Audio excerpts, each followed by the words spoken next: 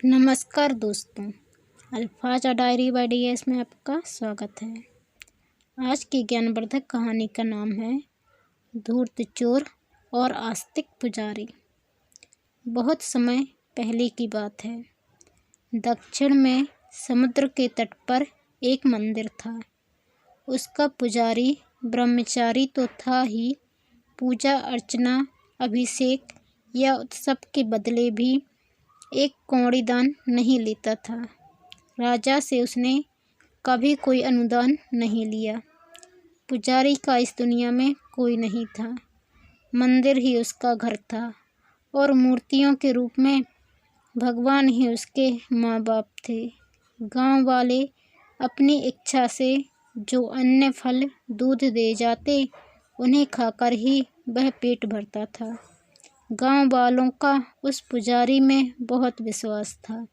जिसके घर बच्चे न होते या कष्ट लगे रहते, व्यापार में भाग्य साथ न देता, वे मंदिर में आकर मनौती मानते और उनकी इच्छा पूरी हो जाती। वे पुजारी को मायावी मानने के बजाय महात्मा कहने लगे थे। कभी कभार कोई भक्त कीमती भेंट मंदिर में चढ़ा जाता तो पुजारी उसे तत्काल ही राजा के पास पहुंचा देता। मंदिर के पास ही एक सेठ रहता था। सब कुछ होने के बावजूद उस घर में एक बालक का अभाव खटकता था। पुजारी के बारे में सेठ ने सुना तो बहुत कुछ था, लेकिन संकोचवश कभी कुछ कहा नहीं था। एक दिन वह मंदिर आ ही गया।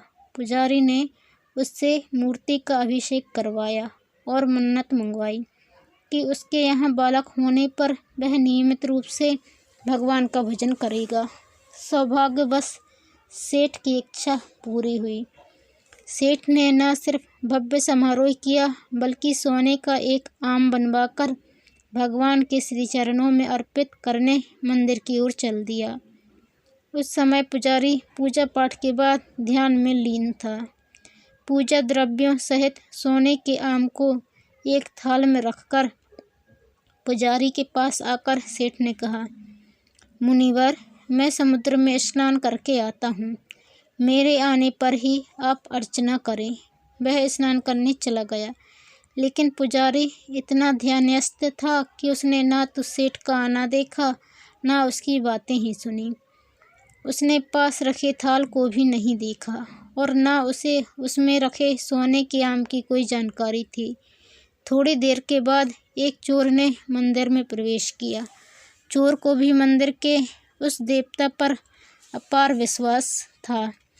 चूंकि वह 12 बच्चों और पत्नी का पालन पोषण नहीं कर पा रहा था, इसलिए चोरी करने लगा। जब वह चोरी करने निकला तो मंदिर में आकर पहले माथा टेककर प्रार्थना करता, जो चोरी करने वह जा रहा है उसमें सफल हो और उस पर कोई मुसीबत न आए। उसकी इच्छा पूरी होती जाती और वह सोचता कि यह सब भगवान की कृपा है। उस दिन भी वह भगवान को नमन करने आया था। बच्चे भूख से बिलबिला रहे थे। उस दिन मोटी चोरी करने की ज़रूरत थी।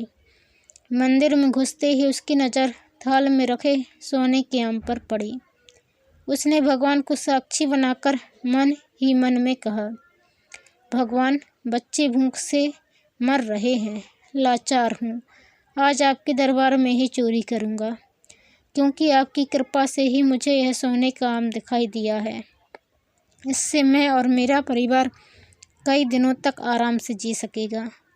मुझे इस बीच चोरी करने की ज़रूरत नहीं पड़ेगी। यह कहकर उसने वह सोने का आम उठाया और अपने रास्ते चल दिया। सेठ स्नान करके मंदिर में लौटा तो उसने देखा कि थाल से सोने का आम गायब था। वह चिल्लाया, अरे पुजारी, मेरा सोने का आम कहाँ है? पुजारी हैरान था। पूछा, कौन सोने का आम भाई? मैंने तो देखा ही नहीं। तुम्हें कहकर ही तो सोने का आम यहाँ रखकर मैं नहाने गया था। अब आकर देखता हूँ कि वह गायब है। क्या किया तुमने उसका? सेठ फिर चिल्लाया, अरे भाई, भगवान की भेंट से मुझे क्या काम? उसकी कृपा से ही मेरा जीवन आराम से कट रहा है।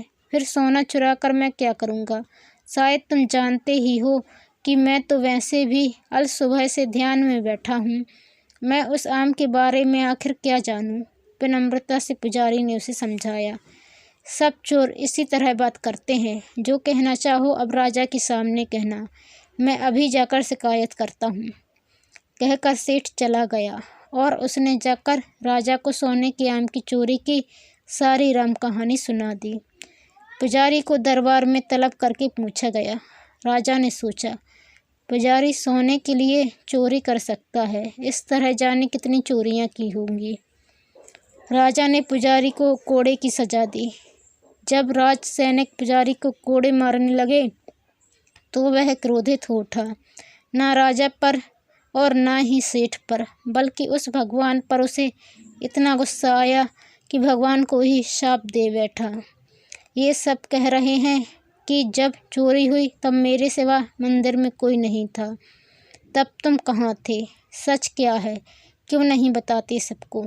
अभिषेक कराने का फल क्या यही है जो मेरी ही रक्षा न कर सका? उसके लिए मंदिर की भी क्या ज़रूरत? शाप देता हूँ कि तुम और तुम्हारा मंदिर जा मिले समुद्र में।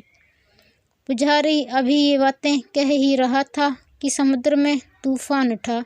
धरती कांप उठी।